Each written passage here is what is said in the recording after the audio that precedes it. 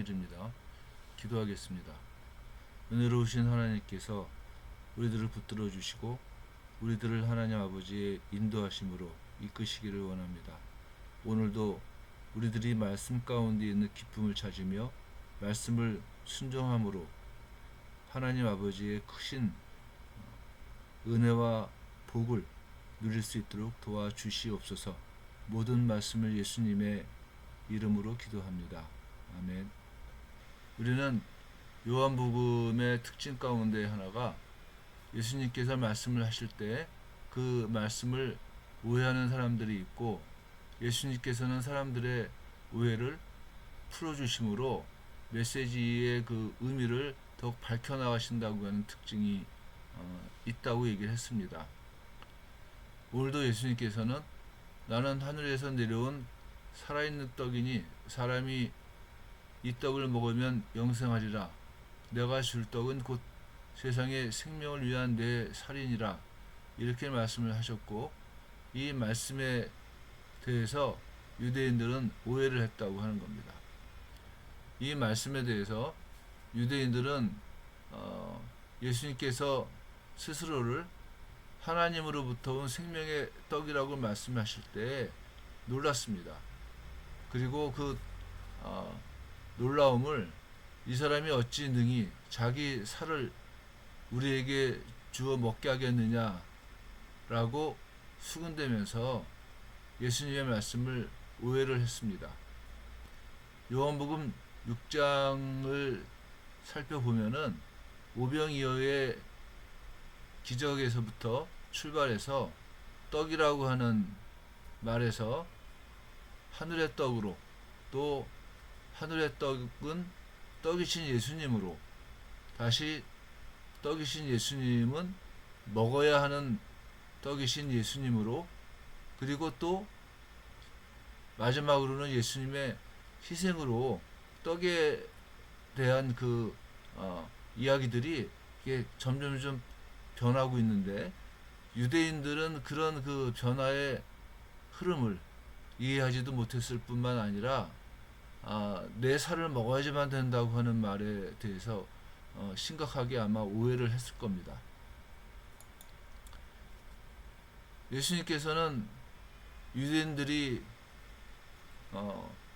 오해를 했을 때 이렇게 말씀을 하십니다.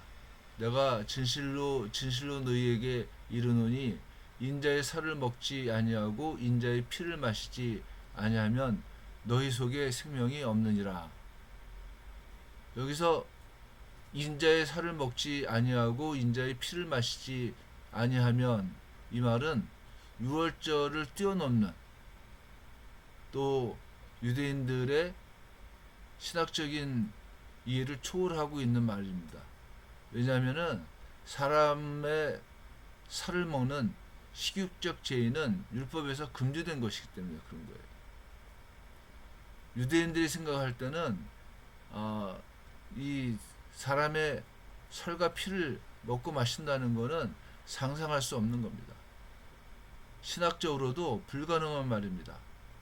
그런데 예수님께서는 유월절날 식사를 할 때 떡을 떼고 포도주를 마시는 그 과정 가운데에서 떡을 먹는 것과 포도주를 마시는 그것을 이 내 살을 먹고 내 피를 마시는 것으로 바꿔서 얘기를 지금 하시고 있다는 겁니다.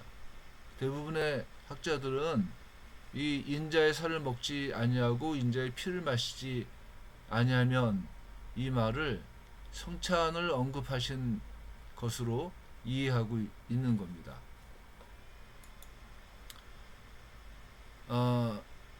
이 말씀 내가 진실로 너희에게 이르노니 인자의 살을 먹지 아니하고 인자의 피를 마시지 아니하면 너희 속에 생명이 없느니라. 이 말씀은 최후의 만찬이 갖고 있는 의미를 설명하는 것으로 보이는데 그 이유는 최후의 만찬은 요한복음 13장에 나옵니다. 그런데 이 요한복음 13장에서는 마가나 마태나 누가와는 달리 떡의 말씀이나 잔의 말씀이 없습니다. 그뿐 아니라 다른 복음서와는 달리 최후의 만찬에서 떡을 떼고 포도주를 마시는 의식을 되풀이하라고 하는, 기념하라고 하는 말씀도 없습니다.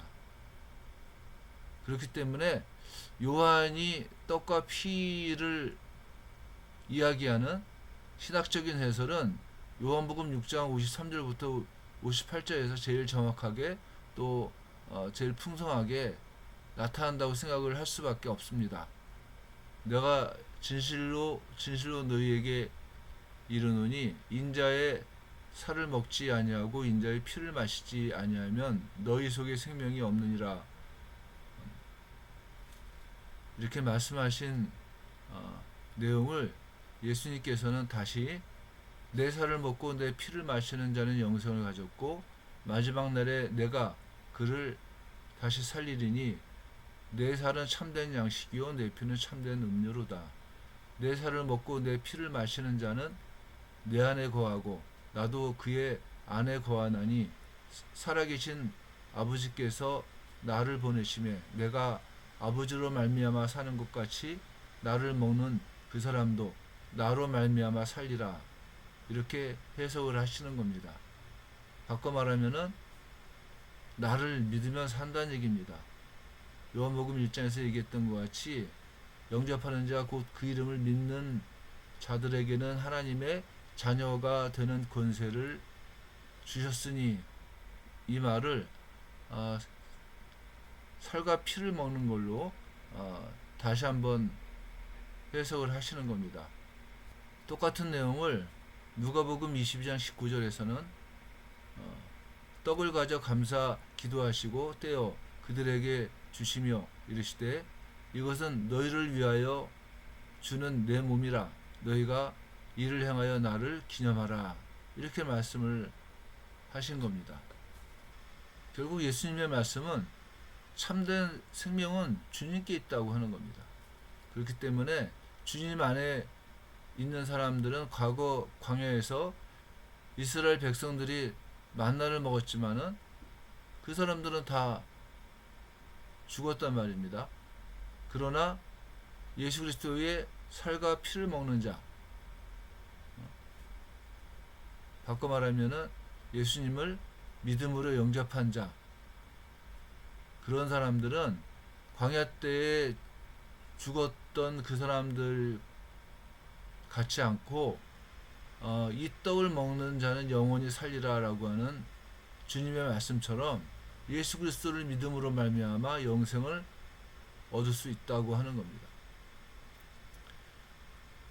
우리는 예수님을 오해할 때가 많이 있어요. 사실 유대인들처럼 예수님을 적대시하는 사람들 뿐만 아니라 성경을 잘 안다고 생각하는 사람들 사이에서도 오해가 일어납니다. 과거에 고린도 교회 같은 데서는 성령의 폭발적인 그 역사로 말미암아서 은사들이 막 일어나니까 종교적 열광주의에 빠져버리는 거예요. 반면에 또 너무 성경에 막 미있는 사람들은 에베소서에 있는 사람들 같이 첫사랑을 버릴 수밖에 없게끔 돼 있다는 겁니다.